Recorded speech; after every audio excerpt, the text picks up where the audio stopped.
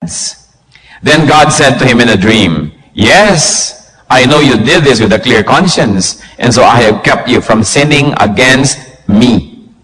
That is why I did not let you touch her. Now, return the man's wife, for he is a prophet, and he will pray for you, and you will live. But if you do not return her, you may be sure that you and all yours will die." Early the next morning, Abimelech summoned all his officials, and when he told them all that had happened, they were very much afraid. Then Abimelech called Abraham in and said, "What have you done to us? How have I wronged you that you have brought such great guilt upon me and my kingdom? You have done things to me that should not be done." And Abimelech asked Abraham, "What was your reason for doing this?" Abraham replied, "I said to myself, there is surely no fear of God in this place, and they will kill me because of my wife. Besides, she is really my sister, the daughter of my father, though not of my mother. And she became my wife. And when God had me wander from my father's household, I said to her, 'This is how you can show your love to me. Everywhere we go, say of me, he is my brother.' Then Abimelech brought sheep and cattle and male and female slaves and gave them to Abraham, and he returned Sarah, his wife, to him. And Abimelech said, 'My land is before you. Live wherever you like.' To Sarah he said, 'I am giving your brother 1,000 shekels of silver. This is to cover the offense against you before all who are with you. You are completely vindicated.' Then Abraham prayed to God, and God healed Abimelech, his wife, and his slave girls, so they could have children again. For the Lord had closed up every womb in Abimelech's household because of Abraham's wife, Sarah. And may the Lord add blessings to the reading of this very interesting story. Ito pong si Abraham at si Sarah ay mag-asawa na naglalakbay-lakbay sa iba't ibang dako. Dinadala sila ni Lord dito, doon. Although an interesting and a cultural thing about their marriage is they are half brothers and sisters. At sa kanila noon ay hindi yun bawal nung panahon na yun. Ngayon, itong si Abraham natatakot na baka may magandahan sa kanyang asawa, patayin siya para makuha yung kanyang asawa. So sinasabi niya, kahit saan tayo magpunta, sabihin mo, kapatid mo ko ha, kung sasabihin asawa kita. At gano'n ang nangyari nung pumunta sila dito sa Gerar, nagandahan ang hari na si Abimelech. At sinabi ng kanyang mga tauhan, siguro meron pong bagong salta, maganda. Kunin. So kinuha. At mula noon, kutakot-takot na dilubyo ang nangyari sa kanyang buhay. When a married man womanizes, a very interesting thing happens. When a married man womanizes, he pays a very high price. Pag ang isang lalaking may asawa na, ang bababae pa na hindi niya asawa, nagbabayad siya ng mahal. Ano mga ibinabayad niya? Number 1, spiritually, may bayad. He pays spiritually. God was angered in this particular story, sa verse 3, but God came to Abimelech in a dream one night and said to him, "You are as good as dead because of the woman you have taken. She is a married woman." Ipinakadiin-diin ng Diyos sa kanya. Naku, sabi ganon, patay ka. Yang kinuha mong yan, may asawa na yan. Exodus 20, verse 7, one of the 10 commandments, "You shall not covet your neighbor's wife." Hindi mo dapat pinagnanasaan ang asawa ng may asawa. Isinulat ang istoryang ito, hindi lang tayo para kwentuhan, kundi para tayo turuan, because God is the same yesterday, today, and tomorrow. Any man who takes a woman, not his wife, especially if this woman is married to another man, is as good as dead. Ang Diyos mismo, nanaog na mula sa langit, lumabas na dito kay Abimelech through a dream, sapagkat siya'y bothered dito sa nangyayari. Same today. Hindi pa naman nagbababa ng moral standards ang Panginoon mula noon hanggang ngayon. For a man to take a married woman is horribly, grossly sinful. Why? Because a married man who takes another married woman, not his wife, sins against her. Nagkakasala ang lalaki na kumukuha ng isang babaeng hindi niya asawa, lalo't asawa ng iba. Nagkakasala siya unang-una sa babaeng yon. Leviticus 20 verse 10, if a man commits adultery with another man's wife, with the wife of his neighbor, both the adulterer and the adulteress must be put to death. Bakit hindi nyo masabi? Natatakot yata kayo. No? If a man commits adultery with another man's wife, binabato sila hanggang mamatay.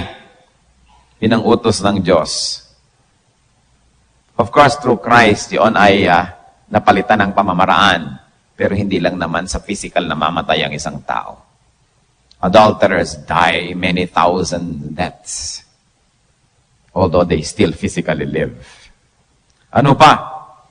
Why is taking a married woman that's sinful? Because the man who does that also, he sins against her husband. Nagkasala siya doon sa babaeng kanyang kalaguyo, nagkakasala siya sa lalaking asawa ng babae na yon. Hebrews 13:4, marriage should be honored by all. By how many? By all. And the marriage bed kept pure. For God will judge the adulterer and all the sexually immoral. Hindi dapat dungisan ang higaan ng mag-asawa. Wala dapat na nakikialam, nanggugulo, nangihimasok, nagpaparumi noon. Bakit ganun pang kagrabing kasalanan? Yung kasalanan na yan, because the man who does that sins against her child or her children. Kung ang babaeng kinalaguyo niya ay may anak o mga anak, nagkakasala din siya sa mga batang yon. Sapagkat wawasakin niya ang tahanan na yon, maapektuhan yung mga bata na yon. And the man who does this also commits sin against her church, her camp. He sins, in fact, against God Himself. Sabi ng Lord kay Abimelech, oo nga, hindi mo nga alam, kaya nga binigyan pa kita ng grasya. Hindi ko pinayagang galawin mo siya. I did not permit you, sabi ni Lord, to sin against me. First and foremost, adultery is a sin against God, who is the author of morality, who is offended by immorality, and who has decreed that a woman should exclusively belong to her husband, and the husband should exclusively belong to his wife, that no one else should defile the marriage bed. Kaya sinabi niya, I did not permit you to sin against me. May mga tao naman kasi sabihin, payag naman siya eh. Oo nga, ang Diyos, payag ba? Payag naman ako, I don't mind. Oo nga, payag ka, pero ang Diyos. Sabihin, she doesn't mind, okay lang sa kanya, hindi naman daw siya nagigilty. Hindi lang naman siya ang involved, hindi lang ikaw, ang Diyos na lumikha sa ating lahat. And any man who commits adultery, first and foremost, does it against God who is in heaven. Ngayon, kung yung lalaking gumawa nito, siya mismo ay kasado rin, may kasal din siya, may asawa rin siya, lalong gumulo at nakahalo-halo ang balat sa tinalupan. If the man is himself married, he sins against his wife. Malakay 2:14, you ask why? It is because the Lord is acting as the witness between you and the wife of your youth, because you have broken faith with her, though she is your partner, the wife of your marriage covenant. The adulterous man, married man, is also sinning against his own child or children.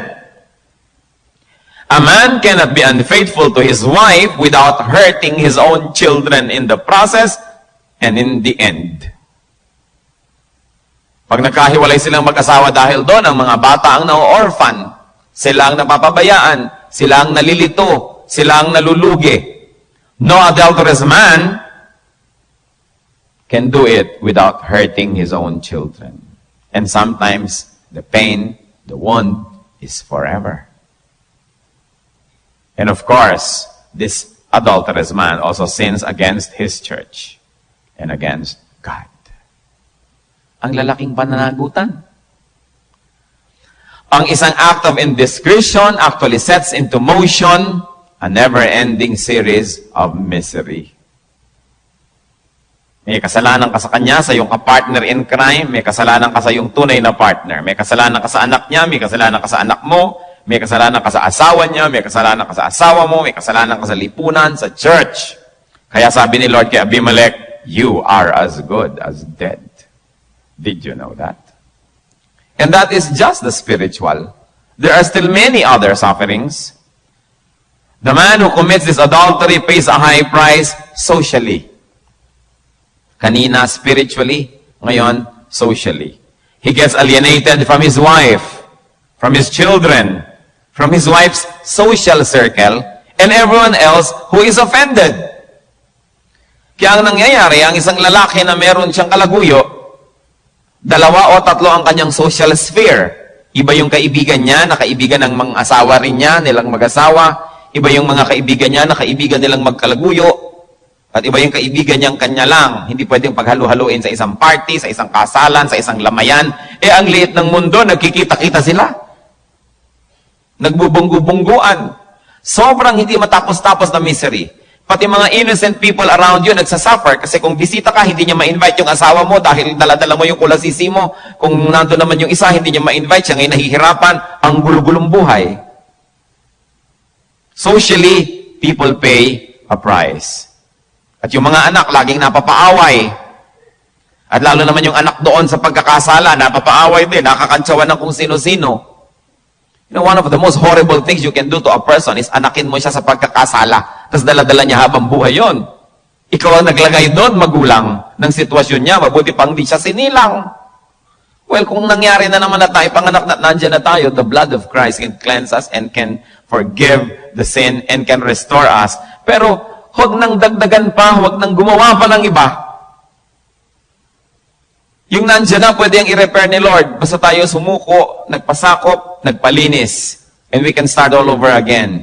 Pero huwag nyo nang dagdagan pa ang mga anak sa pagkakasala. Huwag nyo nang damihan pa. What else? Married men who womanize pay a higher price emotionally. Why? Because fear nags. Mas naging ang fear kesa sa isang naging wife. Anong sabi ng verse 8? Early the next morning, Abimelech summoned all his officials, and when he told them all that had happened, they were very much afraid. Lahat sila madadamay. Yung takot na bisto, takot maparusahan, takot na magkaroon ng mga consequences. What else? Emotionally, guilt haunts. Mahirap na feeling yung fear, tapos guilt. Verse 9, Abimelech called Abraham in and said, "What have you done to us? How have I wronged you that you have brought such great guilt upon me and my kingdom?" Siyempre, may kasalanan si Abraham. Hindi niya inamin agad na asawa niya. Pero, mas may kasalanan naman itong isa, hindi naman niya kasi asawa, bakit niya gustong kunin? May asawa na nga siya at marami na ngang babae sa kanyang bahay, gusto pa niyang dagdagan ng dagdagan. Ang isa sa mga hirap ng isang nangangalo niya, one of the most great difficulties of an adulterer is that his heart gets divided. Paano mo hahatiin ang iyong puso at katawan tuwing Pasko? Iisa lang ang Noche Buena sa isang taon. So, pabalik-balik. Iisa lang ang Valentine's Day. Iisa lang ang Medianoche. So, pabalik-balik, palipat-lipat, hirap na hirap, lalo tayo kinukubli. At syempre, ang mga kerida, pagka talagang lumaki na ang loob, nagde-demand na rin, may ganap pa magselo sa tunay na asawa. Mga patamlay-tamlay pa pagka Valentine's. Bakit ako, February 12? Dapat kasi February 31? Nakikipag-compete pa sa tunay na asawa. Katitibay na mga sikmura. Lumalaki ang loob. Alam niyo kung sino nagpapalaki ng loob nun? Yung lalaki rin. Sa'yo lang naman kukuha yan ng clue kung paano siya magbe-behave. Kung inilalagay mo siya sa lugar, hindi naman lalaki ang ulo, pero nakakakita, pwede magpalusot, pwede na ako magselos-selos. Pagka iiwan mo na sa uuwi ka na yung mga patamlay-tamlay. Kabagal-bagal magtimpla ng kape. Para mapansin, ba't ka matamlay? Kasi mamimiss kita. Sinalaki mo, sige, 30 minutes pa. Naku. Napakalungkot ng katotohanan. Pero malaki ang bayad emotionally. Kasi syempre, kahit naman lalaking gumagawa nito, may konsyensya rin, nagigilty rin. Dinadaan na lang sa dinadagdagan ng regalo sa asawa. Sa bagay, mabuti na yun kaysa ninanakawan yung asawa at dinadala pa sa kabila. Extreme yan eh, yung bola ng bola, bigay ng bigay. Actually, nagtatakip lang. No? Yun namang iba, kinukuha pa talaga, dinadala pa sa kabila. But, God is your opponent. Akala nyo ba pag ginagawa nyo yan, yung asawa ninyo ang inyong nalilinlang? Ang Diyos ang inyong pinipilit linlangin at di kayo magtatagumpay. Mentally speaking, malaki rin ang bayad. Because worry tortures.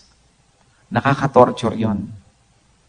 Lalo na kung yung anak mo dun sa labas at itong anak mo dito sa loob, gustong pareho mag-aral sa Ateneo, malaki problema mo.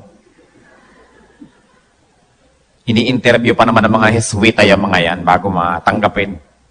So, there's a lot of problem solving that happens, and you know that problem solving consumes you. And scheming, pag-isip ng mga paraan, drains you.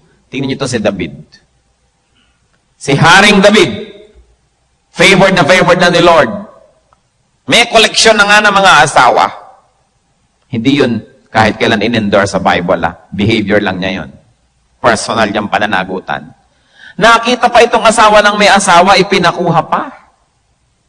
At nung malaman na isa sa mga pinakamagigiting niyang sundalo yung asawa nun, nag-isip pa si David ng paraan kung paano papatayin yung asawa na yon.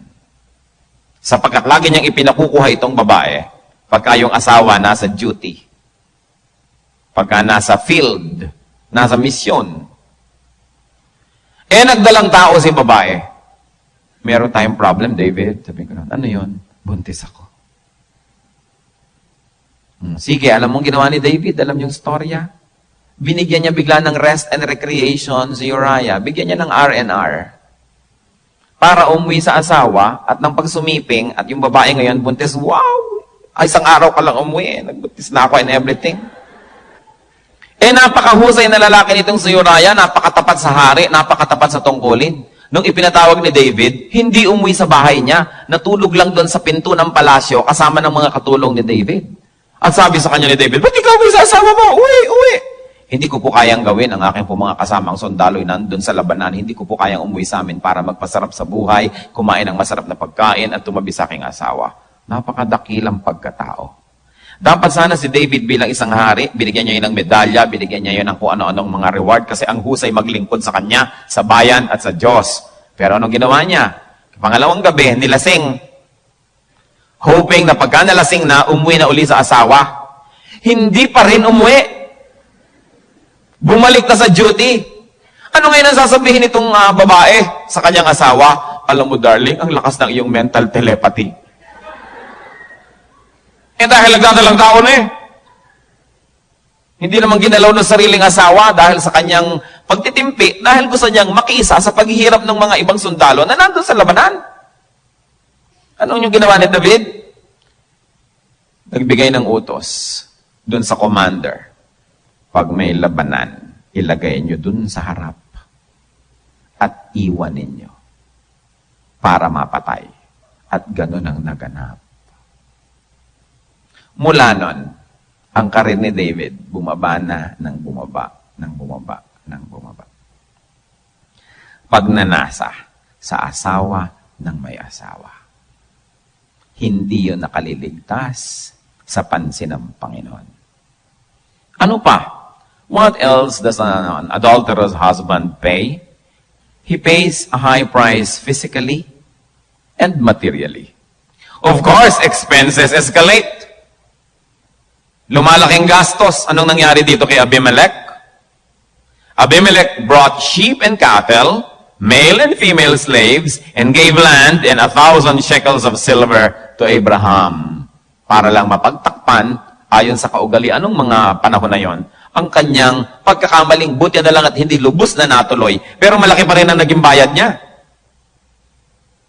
Kung ang mga asawa ngayon ang nahuhumaling dyan sa mga ganyan-ganyan, di kulang-kulang ang uwing sweldo.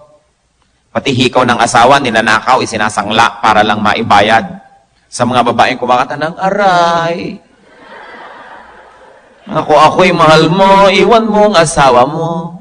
Nang di magkatotoo, nang ibigin kita'y lasing lamang ako. Kinakantahan ng mga lalaki, si lalaki naman iniiwan ng asawa. At mamaya nagka-sipilis-sipilis na at nangayayat at kung ano-ano at uubo-ubo, eto babalik-balik sa asawa. Pambihirang mga kababalaghan ng buhay. Ano pang nangyayari? Physically and materially, illness and sickness comes. Kaya sa verse 17, sinabi dito, matapos na iayos ang lahat, Abraham prayed to God, and God healed Abimelech. Ayun, nagkasakit. Wala pa nang nangyayari, nagkasakit na. Paano kung may nangyari pa?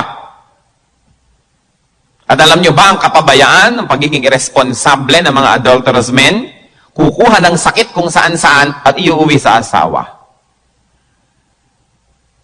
I was talking with one of the foremost, the best doctors in this country on sexually transmitted disease. At ang pinakamalaki niyang problema, pag meron siyang tinitreat na lalaking may sakit, tumigil na sa pangangalon niya, balik pa rin ang balik yung sakit. Paano pala nalagay na niya sa asawa niya? Paano mo ngayon sasabihin sa asawa? Napakahirap, hirap na hirap yung doktor. Kaya kung minsan yung doktor, sinasabi niya, dalhin mo ang asawa mo dito, kailangan makure din natin siya kasi hindi ka naman talaga gagaling kung siya rin ay meron na pala. Paano natin sasabihin?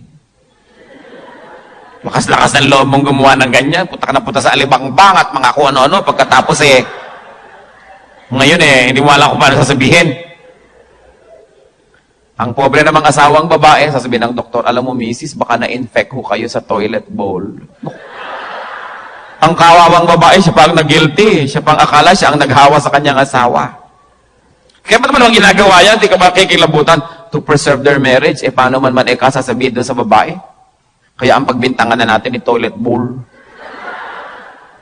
Di yung babae na naman ang may dala ng guilt na siya pa pala ang naging dahilan kung ba't naihawa pa niya yung asawa niya. Kawawang mga kababaihan. Dilemma.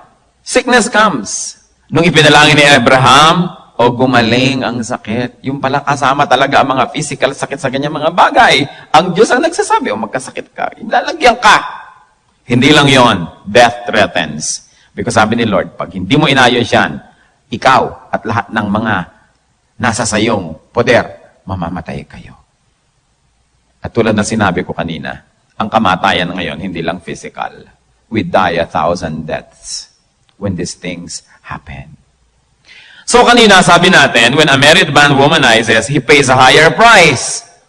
Side A lang yon. Side B, when a married man womanizes, his wife pays a higher price.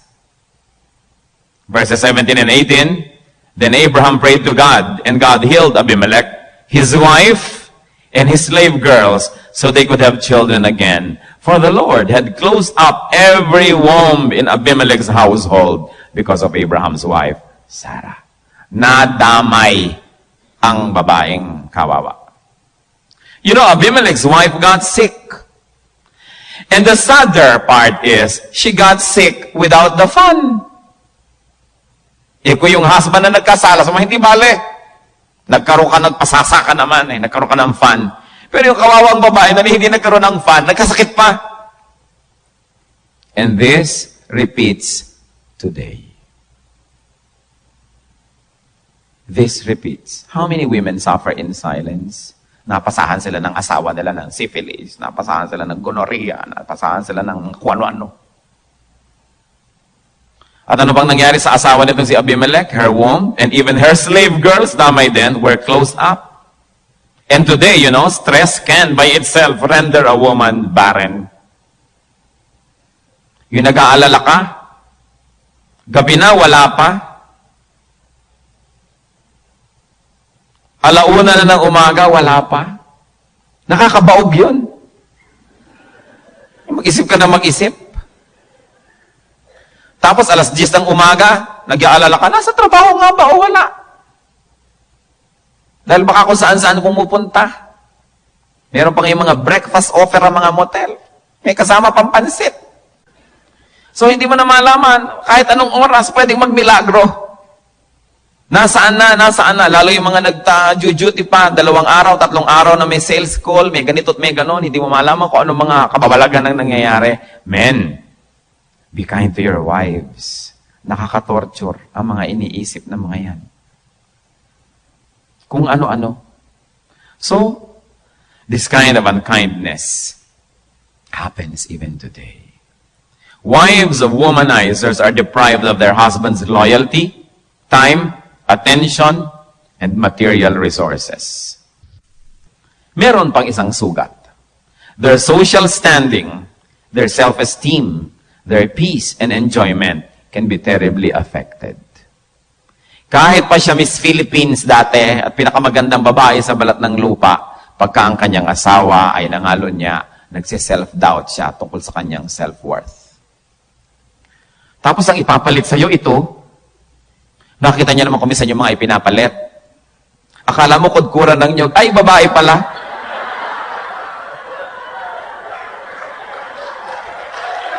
Sasabihin ng babae, yung mga wives sasabihin, siya lang ay pinagpalit mo sa akin. Nguya-nguya ng chiclet. May rollers pa sa umaga, lumalabas na sa labas. Ito lang. Sobrang nagsasuffer yung self-esteem ng mga kababaihan. Kaya tuloy kung ano-anong gagawin, liposuction, facelift, kung ano-ano. Dahil nagda-doubt. Kaya pag ngumingiti, ang ganda naman ng dimple mo, pusod ko na yan. Nakarating na pala yung pusod sa mukha sa cafe facelift. Sa pagsisikap na maakit ang sariling asawa, kahabag-habag na mga kalagayan.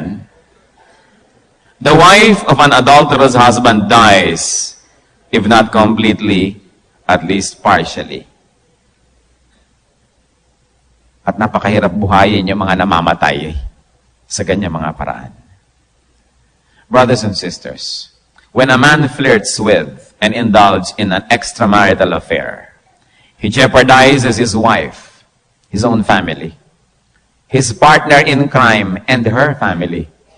And he jeopardizes his own spirit, his soul, and his body. And when I tell you, women, the same is true when the woman is the one who does the adulterous affair. Babaligtarin nyo lang lahat yung pinag-usapan natin. Yun din yun, the same. Hindi lang men ang subject dito, because there are also adulterous women. At mas malala, pag ang babae ang nagko-commit. Yung alam mo yung lalaki, nagkaanak sa labas, maiiwi sa bahay mo, hindi mo napansin, ay, meron palang bata dito. Anak ko kaya ito? Hindi ka pwedeng malito. Pero yung lalaki, nalilito yan. Kaya mas maingat dapat ang mga babae. Kaya sa Biblia, mas istrikto sa babae. Kasi ang babae, pwedeng ikubli ang bunga ng kanyang pagtataksil. Lilituhin ka lang niya sa kalendaryo at kung ano-ano, nalito ka na. Pero ang lalaki, hindi naman niya malilito yung babae sa ganung paraan. Parehong dapat mag-ingat. Hindi dapat mangyari ang ganitong mga bagay. But let's go back to the men. Many men must stop behaving like overgrown boys. Many men must stop and they must grow up to godly manhood. What do we mean? Dito po sa ating bayan, napakaraming mga men na hindi naman talaga nagiging men. They are overgrown, extended boys. Mula sa nanay nila, ang susunod nilang nanay, yung asawa nila. Yung asawa nila ang taga-ayos, taga-asikaso, taga-pag-alaga, taga-pagpatawad, susunod-sunod, bubuntot-buntot, pinagtatakpan lahat ng kulang nila. Parang tinatrato nilang nanay, hindi partner. 1 Corinthians 11:13, sabi ni Paul, when I was a child, I talked like a child.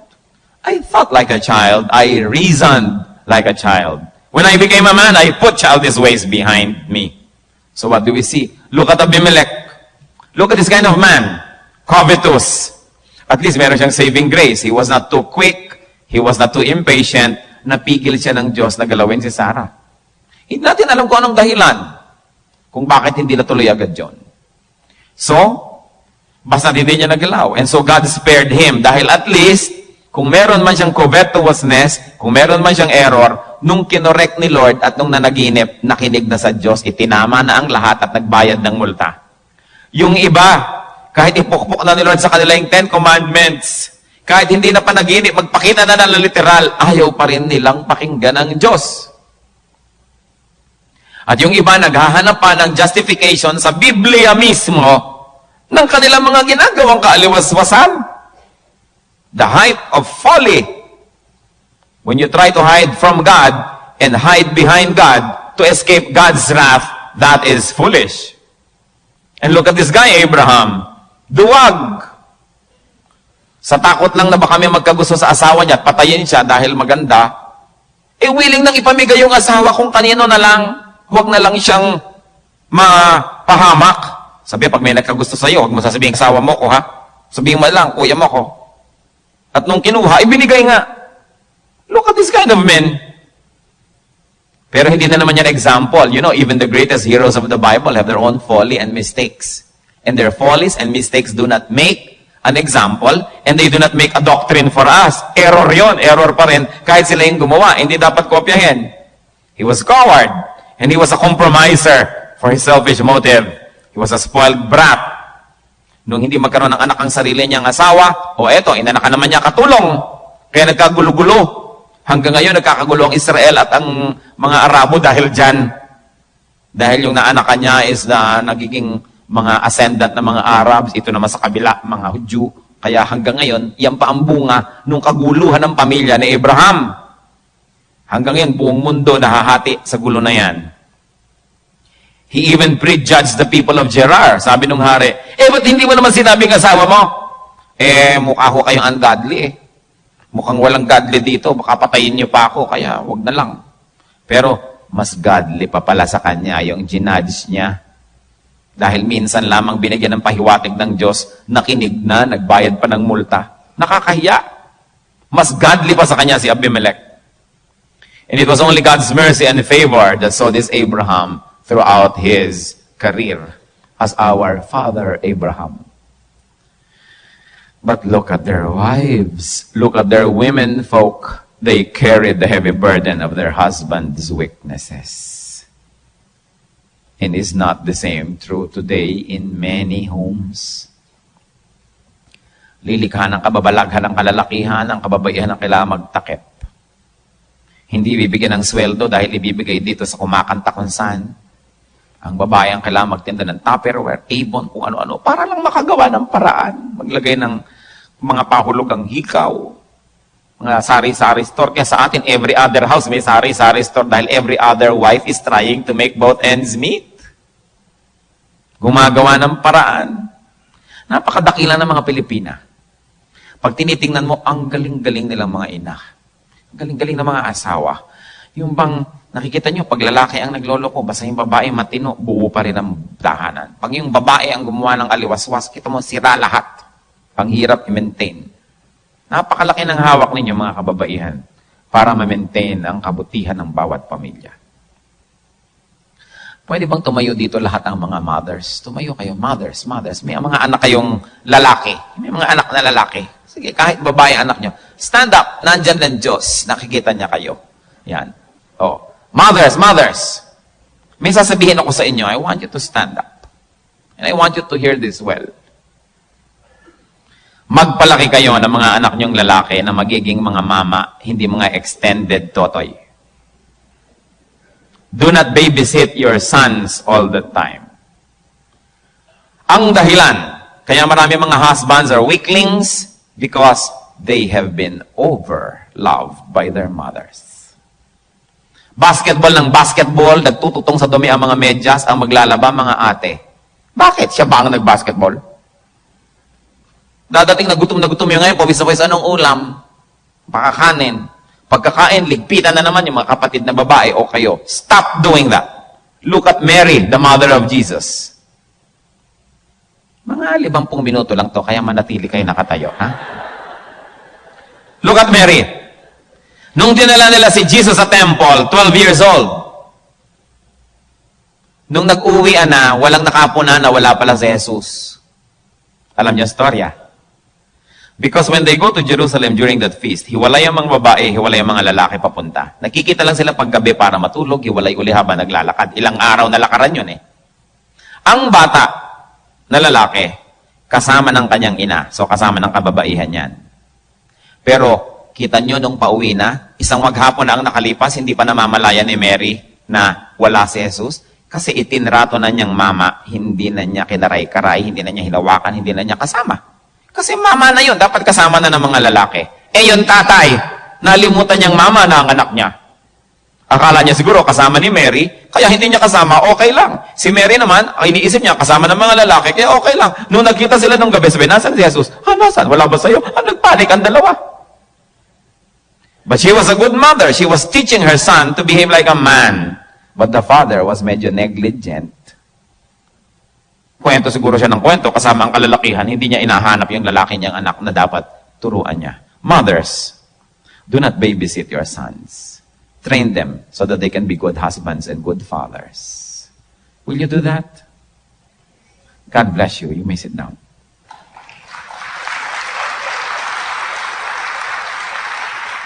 Ang nangyayari kasi, when you raise up weakling sons, malalaki ang muscle pero mahihina loob.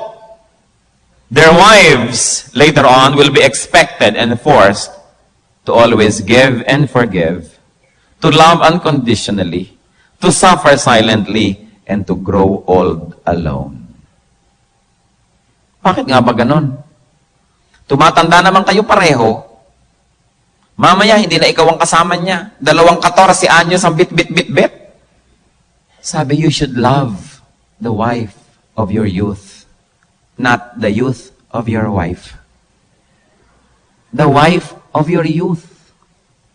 Pareho kayong tumatanda, mahalin siya. Para hindi, iba nga namamatay pa sa operating table dahil ipinapa-vacuum yata yung mga fats nila, pinapa-liposuction at kung ano-ano. Dahil siguro gusto maging continuously attractive to the husband. When the force of gravity begins to show, no? Nilalabanan pati kalikasan, pinapaakyat lahat. May gravity Tumira ka sa buwan para huwag malaglag ang mga ganyan-ganyan mo. Natural lang yun dapat. You see how oppressive the world has been to women. Nakaka-oppress yung sobra ka dapat laging maganda. Pag tinignan mo yung lalaki, ito lang pala itsura nito. Bakit yung asawa ng babae sobra namang conscious? Kasi nga, magkakasama kayo kung tinitingnan na yung mga kimabatang mga tao. Hindi naman siya bata na. Such things must be corrected. This is ungodly. Sabi, do not break faith with the wife of your youth. Your covenant wife is important. Fathers, will you stand up, mga tatay? Everybody has a chance today. Tumayo kayo, mga tatay. Tumayo kayo, tayo. Tayo, palakpakan nga natin ang mga tatay. Huwag kayong mag-alala, hindi magpapaulan ng kidlat. Gusto ko lang kayong tumayo. Fathers, raise up your sons into manhood by your teaching. Hindi sasabihin nyo sa nanay, turuan mo nga yung anak mo. Ang tatay, ang dapat number 1 nagtuturo sa mga anak na lalaki. Teach your sons by your words and by your example.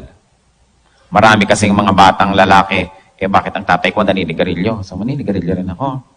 Bakit ang tatay ko may mga kirida? So, pagka nagkaasawa, yun ang inuulit.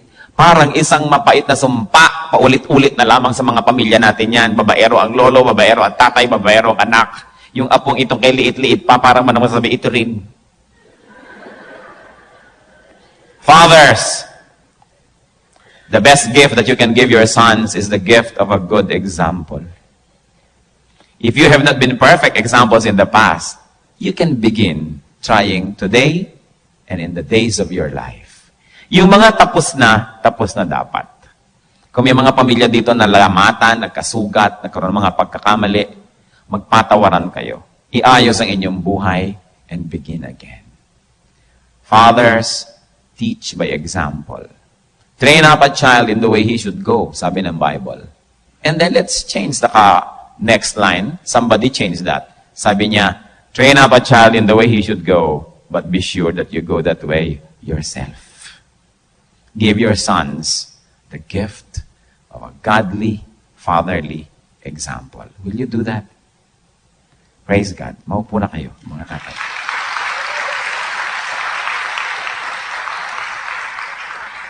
Mga anak, tumayo kayo.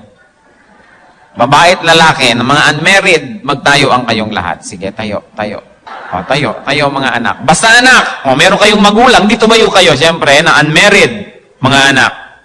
Mga anak, listen to me. Siguro ang mga magulang nyo have not been perfect examples. If they have been, praise God. But if not, forgive them. Kung may pagkakamali ang mga tatay nyo, nanay nyo, forgive them in your heart. Bilang mga anak, dapat kayong magpatawad. Pag hindi kayo nagpatawad, magre-rebel lang kayo. Pag nag-rebel kayo, alam nyo ang gagawin nyo? Kokopyahin nyo sila. You will do in your life what you probably hated seeing in their lives. And then you will make history repeat. And this time, you will be destroying the children that God will give you. Any negative cycles that happen in your family. Lahat ng pangit na ugali ng mga ninuno ninyo, punahin ninyo, pansinin ninyo, ipanalangin ninyo, patawarin nyo sila, subalit huwag nyo nang ulitin sa inyong generation. By God's grace, will you do that? Purihin ang Diyos. You may sit down.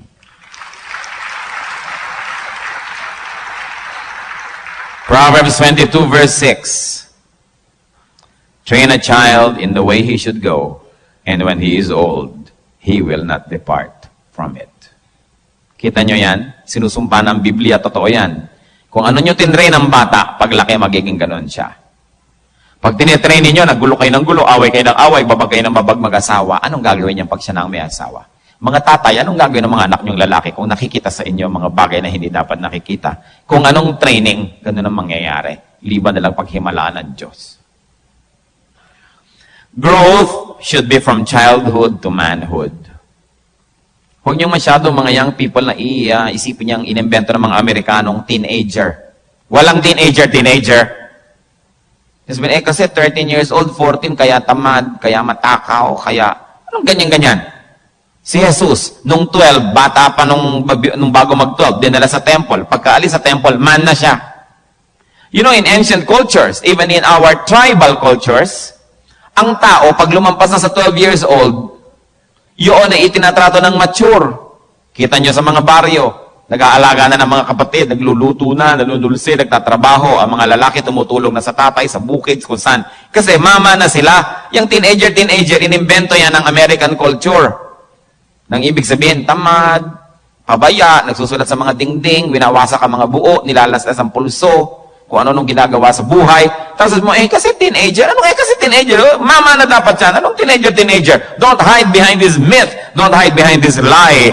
Because it deceives all of us into accepting all the foolish things that these people should not be doing.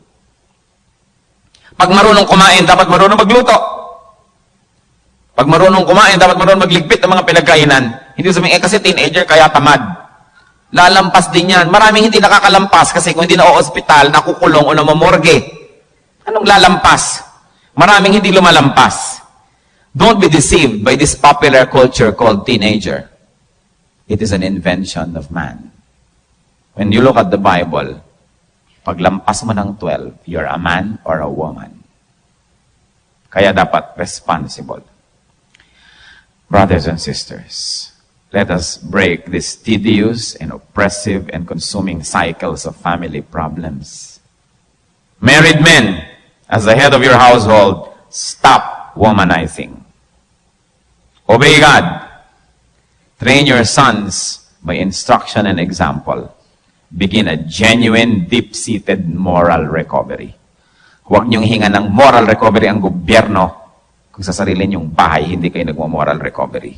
It all begins with us. More especially, it begins with the people of God. Church, let's bow before the Lord. Kung merong dapat ihingi ng tawad sa Panginoon, humingi ng tawad. Kung meron tayong mga ganitong mga kasalanan, ihingi ng tawad sa Diyos. Magpasakop tayo sa Kanya. And make a firm resolve to stop this curse that is a plague to our children. That is a great problem of our society. At kung ang pamilya nyo has been very, very blessed, hindi ganito ang problema nyo, pray for other families. Be compassionate. Huwag kayong magiging palalo o mayabang o judgmental. Pag-pray nyo ang mga dumadaan sa napakarami mga pagsubok. In silence, pray. Dinadalangin ko, Panginoon, sa iyo ang lahat ng mga kababaihan dito na nagkaroon ng karanasan na ang asawa nila ay naging taksil sa kanilang sumpaan. Turuan mo ang mga kababaihan na ito, Panginoon, na magpatawad. Magkaroon ng isang bagong panimula. Pagalingin mo nga ang mga sugat ng puso na maraming malalalim na mga sugat. Kung ano man ang naging pagkukulang ng kanilang mga asawa noon, punuin mo, Panginoon, ang iyong personal na pagmamahal. Ang pagkalinga ng pag-ibig. Only your miraculous touch, O God, can heal this kind of wounds. So as these women bow before your presence, I ask you, Lord, kayo na wala kaming maililihim, nababatid niyo ang laman ng bawat puso.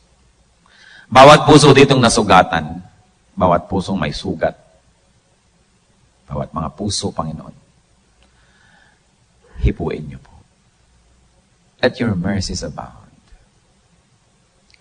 And I also pray for the men who might have committed this kind of things in the past. Lord,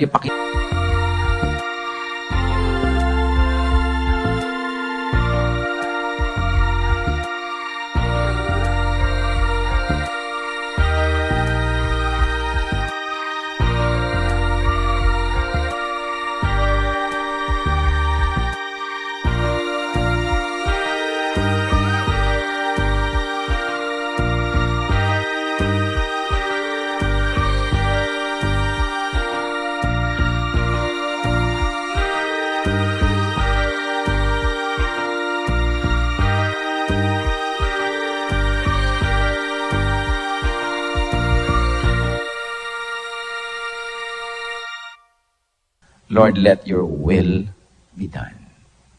And we rebuke you, evil one, in the name of Jesus.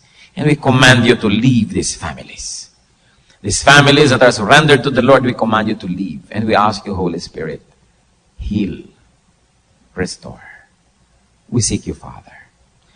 Idinadalangin din namin ang mga babae na naging other women na sila, Panginoon, knowingly or unknowingly, ay nakapangagaw ng asawa ng may asawa. Sila man ay kahabagan mo. Sa kanilang paghingi ng tawad sa iyo, Panginoon, ay patatawarin mo rin. And may you also touch the wounds of their hearts and heal them. Knowing, O Lord, that in this very sinful world, all of us have become victims. Turuan mo kami, Lord, not to be judgmental.